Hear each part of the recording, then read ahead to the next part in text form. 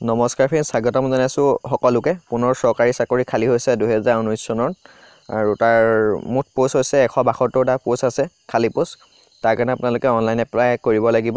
অসমৰ সকলো ল'ৰা ছোৱালীয়ে পোষ্টসমূহত এপ্লাই কৰিব পাৰিব। তো কোৱালিফিকেশ্যন কিমান লাগিব, কেনেদৰে এপ্লাই কৰিব, মই সকলোখিনি জনাই দিম। তো আপোনালোকে ভিডিঅ'টো চাই থাকিব। তো এডভাৰটাইজমেণ্টটো আহিছে আপোনালোকৰ ইণ্ডিয়ান নেভি ফালৰ পৰা আহিছে, ভাৰতীয় নৌসেনাৰ ফালৰ পৰা আহিছে।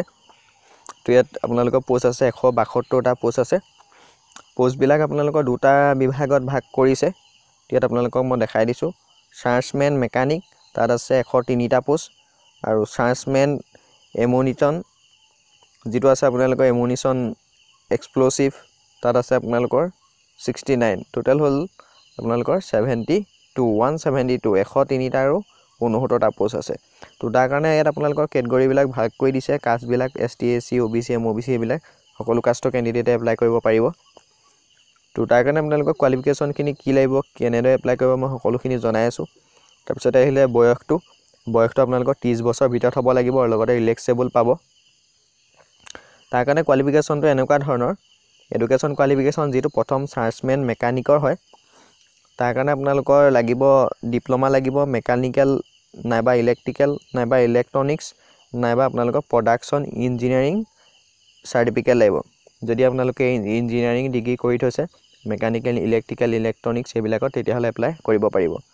লগতে আপোনালোকৰ লাগিব ছেকেণ্ডত 2 বছৰ আপোনালোকৰ এক্সপিৰিয়েঞ্চ চাৰ্টিফিকেট লাগিব, যিকেইটাৰ টেট হয় সেইকেইটাত। 2 নম্বৰ বিভাগটো আছিলে চাৰ্জমেন M1N এক্সপ্ল'চিভ, যিটো আছে আপোনালোকৰ এক্সপ্ল'চিভ তাত লাগিব আপোনালোকৰ কেমিকেল ইঞ্জিনিয়াৰিং। যদি আপোনালোকে কেমিকেল ইঞ্জিনিয়াৰিং কৰি থৈছে ডিগ্ৰী, তেতিয়াহ'লে পোষ্টত এপ্লাই কৰিব পাৰিব। লগতে আপোনালোকৰ 2 বছৰ এক্সপিৰিয়েঞ্চ লাগিব সেই টেটটোৰ ওপৰত ক'ৰবাত কাম কৰা, তেতিয়াহ'লে আপোনালোকে পোষ্টকেইটাত এপ্লাই কৰিব পাৰিব। তো ST SC সকলৰ কাৰণে 5 বছৰ, OBC MOBC সকলৰ কাৰণে 3 বছৰ, PWD প্ৰাৰ্থীসকলৰ কাৰণে 10 বছৰ ৰেহাই দিছে বয়সত। এক্সামিনেশ্যন চেণ্টাৰবোৰ আমাৰ অসমতে হৈ যাব। প্ৰথম ৰিটাৰ্ণ টেষ্ট হ'ব আপোনালোকৰ। তাৰপিছত এইটো হৈছে অফিচিয়েলি PDF ফাইলটো মই আপোনালোকৰ ভিডিঅ' ডিছক্ৰিপশ্যনৰ লিংকটো দি দিম। আপোনালোকে ভালদৰে সকলোখিনি জানিব পাৰিব চাই পিনি। মই ইম্পৰ্টেণ্টকেইটা আপোনালোকক জনাই দিছোঁ। ডেট অফ এক্সামিনেশ্যন যেতিয়া আপোনালোকৰ এক্সামিনেশ্যনসমূহ হয় মই আপোনালোকক জনাই দিম। এতিয়া আহিলে আপোনালোকৰ যিটো এপ্লাই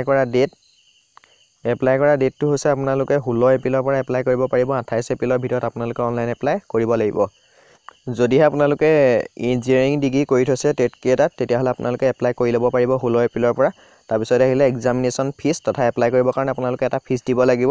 আৰু যোনসকল ST SC আৰু এক্স ছাৰ্ভিচমেন লগতে PWD আৰু মহিলাসকলে কোনো ধৰণৰ ফিজ দিব নালাগে। যোনসকল জেনেৰেল OBC MOBC আছে তেওঁলোকে 205 টকা ফিজ দিব লাগিব এপ্লাই কৰোঁতে, ঠিক আছে।